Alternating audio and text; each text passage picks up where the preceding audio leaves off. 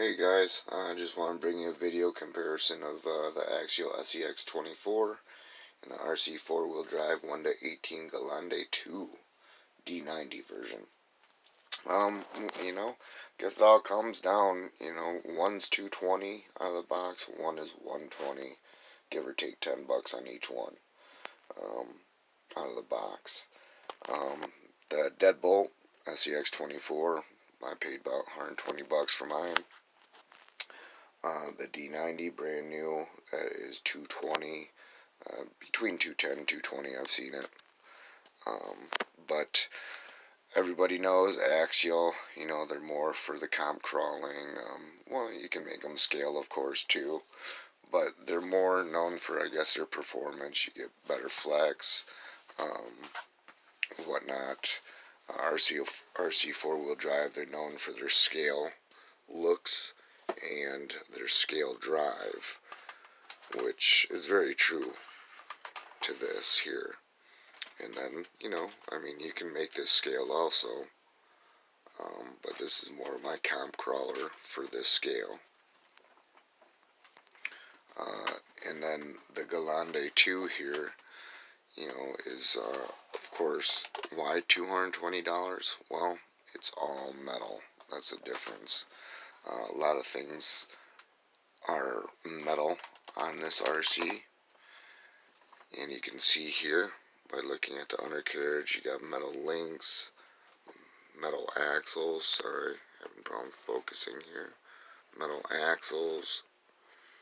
Everything's solid. I mean, that's one thing about the Rc4 Drive. Everything's metal. The transmission, the new R5V2, is definitely what you're looking for when you buy this. It gives it that slow crawl capability and low end torque. And out of the box, this one too, they did really good with this transmission. So the crawlability out of the box on that is great also. You can tell you can see this flex here. Put this battery in the middle. See the flex here. You got a little bit of the wheel up in the rear there, but you got good flex. Now you bring the Gelande up, and it's definitely more of a scale flex. You don't get as much articulation, but you do get a little bit, enough. You can see the rear tires floating back there. But it's more of a scale drive, so there really, it comes down to it, two totally different rigs, in my opinion.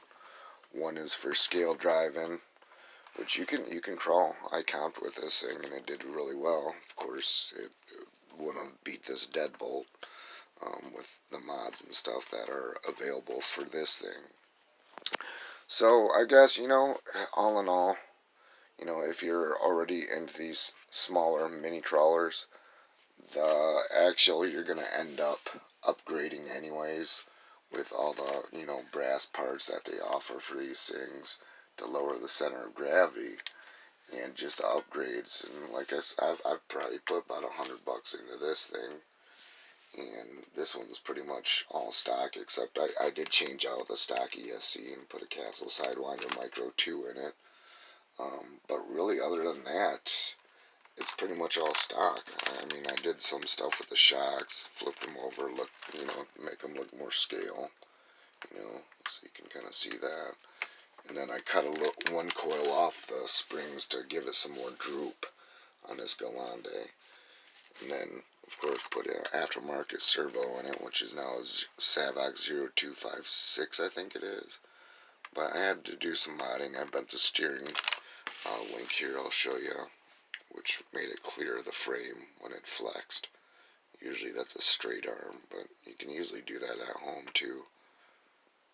I just stretched it out, but really changed the tires on it. Dirt grabber foams in the front here, and the MTRs and stock MTR foams in the rear, so the fronts are definitely softer.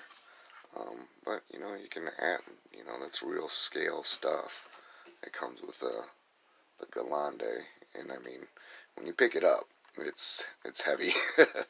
I mean, even with all the upgrades I've done to this Deadbolt, it's probably half the weight of this still, maybe little less than half, but you know, this is a hard body compared to this Lexan body, which flexes.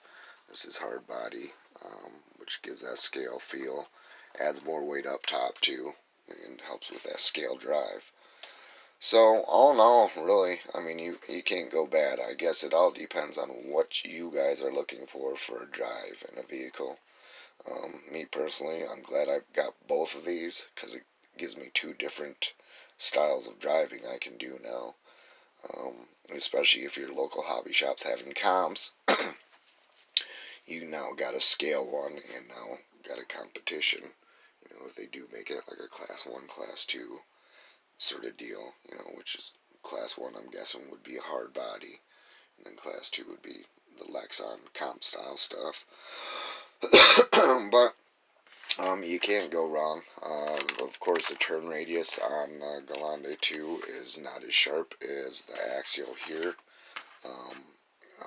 It's more of a scale turn, but you still get a nice turn out of it.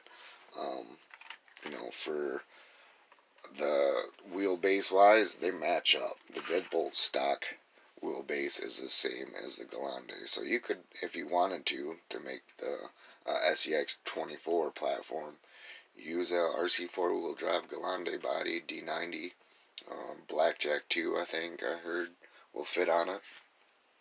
So then you got a hard body and you got a scale vehicle that does flex. So totally up to you. You end up about the same price point out of the box when you do your upgrades to this. And out of the box, this is all metal. So I mean, it's scale, super scale. Everything's metal, bumper metal. Everything is metal. So except for, I guess, a transfer case. You know, that's plastic still. But yep. Well, hopefully this helps you guys out in making your decision which one to get, or get them both, so you don't have to decide, and you get two different driving styles out of them, which I love, and that's the fun about it.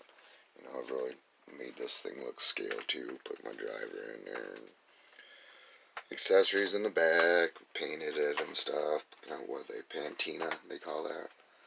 But yeah, fun stuff, guys. Take care. Hopefully this helps you decide what to get.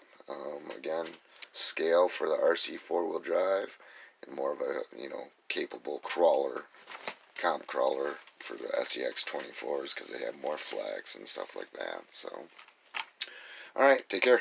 Thanks for watching. Bye.